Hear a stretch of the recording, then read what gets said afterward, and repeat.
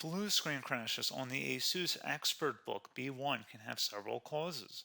This tutorial explains practical solutions to troubleshoot Windows errors and restore stable performance. So while you're performing updates, you're getting an IRQR not less or equal message, K-mode exception not handled, kernel data in-page error. A lot of errors pertain to this problem, and we're going to go ahead and jump into what should hopefully be a pretty straightforward process, guys. And we're going to go ahead and jump right into it. So first thing I'd recommend doing would be to actually go ahead and boot to the troubleshooting utility on Windows 11. So if you do a hard power off 3 times in a row, Windows should automatically attempt to launch the starter prepare utility. And if it doesn't find anything, it will give you the option to select advanced settings, in which case it would take you to a screen that looks like this. Now, if it does not take you to a screen that looks like this, or you're unable to get to that, you can also download the Windows 10 Media Creation Utility, or Windows 11. They probably will make a creation utility for Windows 11 at some point. And it doesn't really matter. You can actually run the Windows 10 utility on Windows 11 as far as I'm aware. And you should be able to run the troubleshooting utilities built in within it. So you just would go ahead and download it to an ISO file and then burn it to a DVD or USB.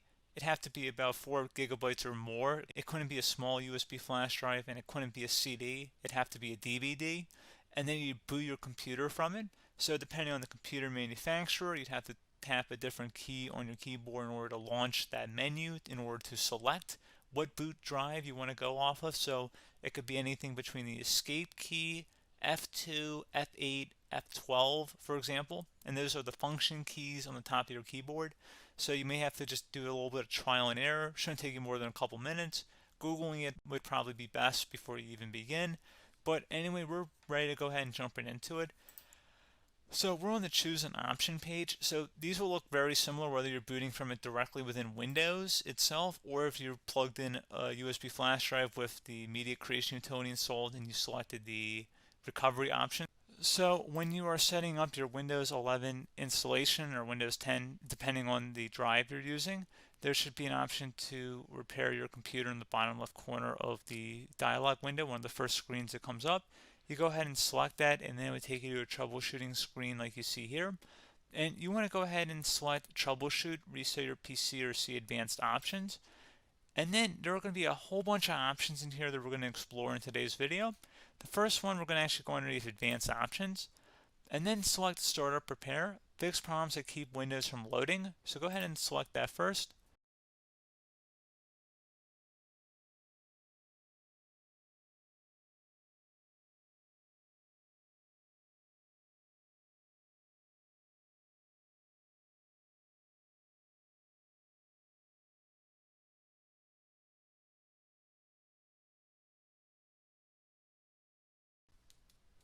Okay, so you can see it could not repair our PC. That was our first option we could try.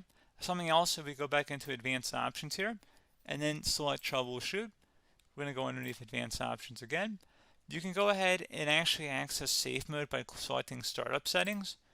And then if you select the restart button, you have the option on the screen select safe mode with networking, which will give you a key on the screen. It'll tell you which key to press to enter that.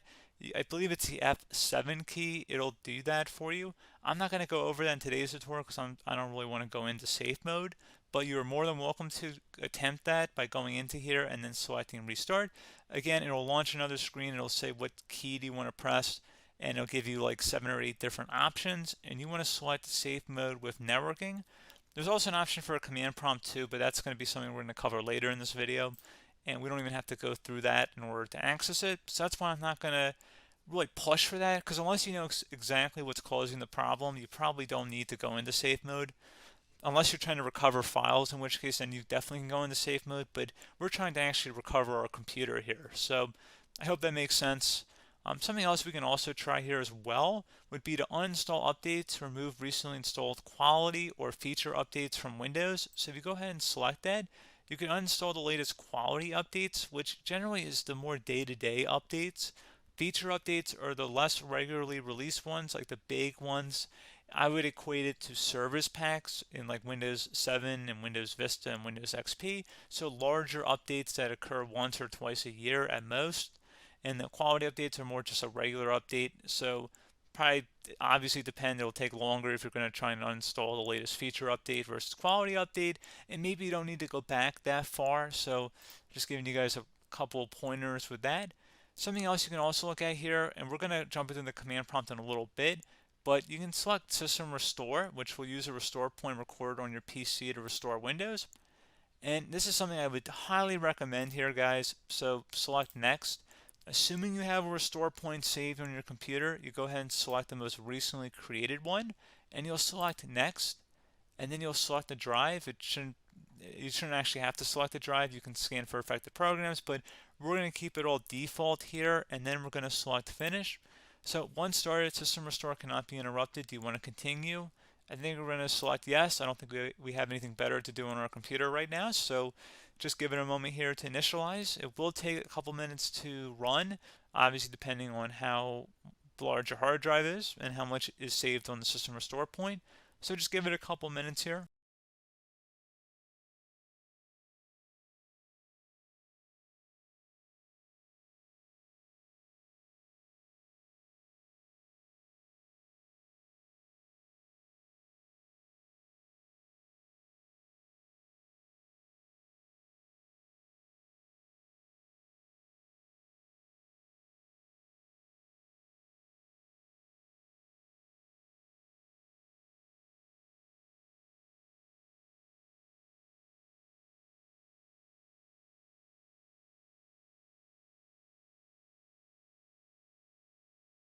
Okay, so you can see System Restore completed successfully.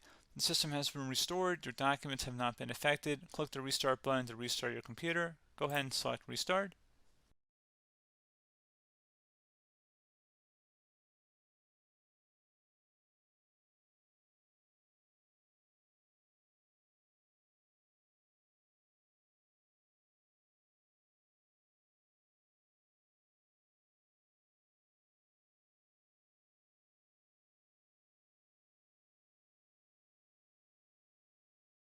Okay, so you can see the system has been restored successfully. We're going to go over a couple different methods in addition to that if that did not work. So I'm just going to pause the video and we're going to start back on the recovery screen that we started with. Okay, so a couple other things we can try here too. If you go back into troubleshoot, you can select reset your PC, while you choose to keep or remove your personal files and then reinstalls Windows. You can select to keep my files, which will remove apps and settings but keeps your personal files. You can also select remove everything, which will remove all of your personal files, apps, and settings. So this is more of a factory reset, the second option here. First option, it should not delete all of your personal files. However, it will pretty much clear most of your programs. And keep in mind, there's no guarantee that your information, number one, is even still available and easily recoverable on your computer to the point that you actually would be able to recover anything. And the second point is that there's always a chance that it won't actually recover and it will just do a factory reset anyway. So there's no guarantee that actually would keep your files anyway. So I would recommend trying to get a recovery tool and backing that up first before selecting it anyway. But again, those are a couple of different options. And then something else you can try here if you go back to the choose an option. Another option, if you go underneath choose an option and select troubleshoot, advanced options, and now select where it says command prompt. Okay, so the first thing we should do is type our main hard drive here. In most cases, it should be the C drive. So you just do a C colon and then hit enter on your keyboard. So once you're underneath the C drive, we're going to type in dir and then hit enter on your keyboard. It should have program files, users, and Windows all in there. That's how you know you're in the right directory.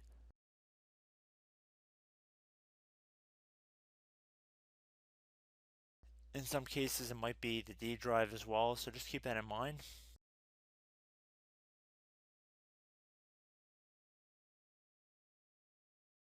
Next thing we're going to do is type in cd space / Windows / system 32 / config,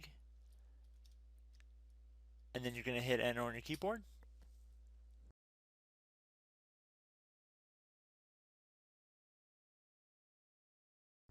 So now you're going to type md space backup. If you've seen other tutorials, it might also say to put down md backup. That's because the backup name is pretty common when you want to back something up. So you can name this whatever you want, doesn't have to be backup. So if you've already made a backup folder in the past, you could do backup 1, for example. So once you're done setting the name you want the backup to be called, hit enter on your keyboard again.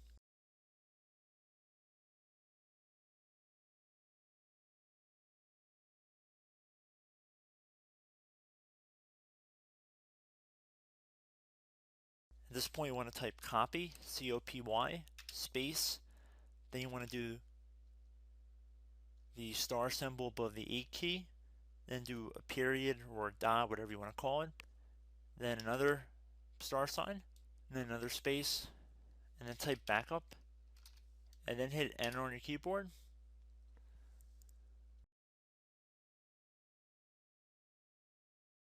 Now you want to type CD reg back, R-E-G-B-A-C-K, and then hit enter on your keyboard. So now that we are under the reg back, so now you want to type dir again, and then hit enter.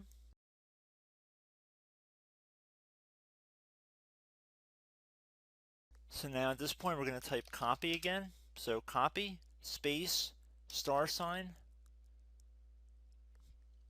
dot, another star sign, space, and then 2 dots.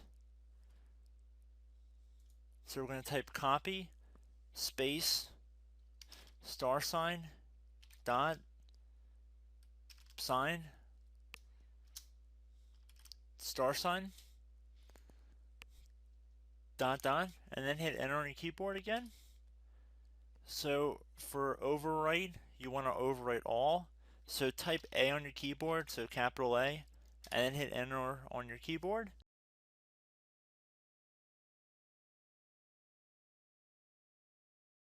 So at this point you should be good to go. You can close out of the command prompt window, and if you accidentally continue to Windows 10 you should be all set.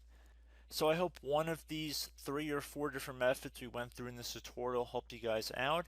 Again, I'm not sure if you guys heard me earlier, but try to go back into your safe mode if possible and uninstall any programs you know might be conflicting with the Windows startup if you can get into safe mode. So just keep that in mind. Something very simple like that could be blocking up everything. So again, I hope this tutorial helped you guys out, and I will catch you in the next tutorial. Goodbye.